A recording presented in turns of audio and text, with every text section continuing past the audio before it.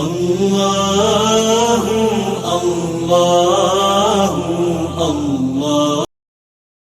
رسول اللہ صلی اللہ علیہ وآلہ وسلم نزول قرآن کے وقت بہت سختی محسوس فرمایا کرتے تھے، اور اس کی علامتوں میں سے ایک یہ تھی کہ یاد کرنے کے لیے آپ اپنے ہونٹوں کو ہلاتے تھے۔ ابن عباس رضی اللہ تعالیٰ عنہ نے کہا، میں اپنے ہونٹوں کو ہلاتا ہوں جس طرح آپ ہلاتے تھے۔ سعید کہتے ہیں، میں بھی اپنے ہونٹ ہلاتا ہوں جس طرح ابن عباس رضی اللہ تعالیٰ عنہ کو میں نے ہلاتے دیکھا۔ پھر انہوں نے اپنے ہونٹ ہلائے۔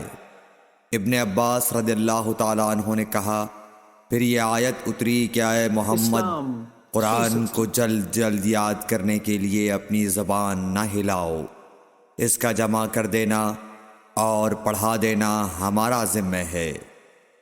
حضرت ابن عباس رضی اللہ تعالیٰ عنہ کہتے ہیں، یعنی قرآن آپ صلی اللہ علیہ وآلہ وسلم کے دل میں جمع دینا اور پڑھا دینا ہمارے ذمہ ہے۔ پھر جب ہم پڑھ چکے تو اس پڑھے ہوئے کی اتباع کرو۔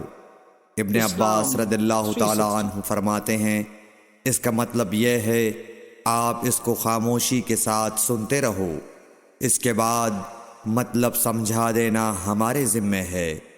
پھر یقیناً یہ ہماری ذمہ داری ہے کہ آپ اس کو پڑھو، یعنی اس کو محفوظ کر سکو۔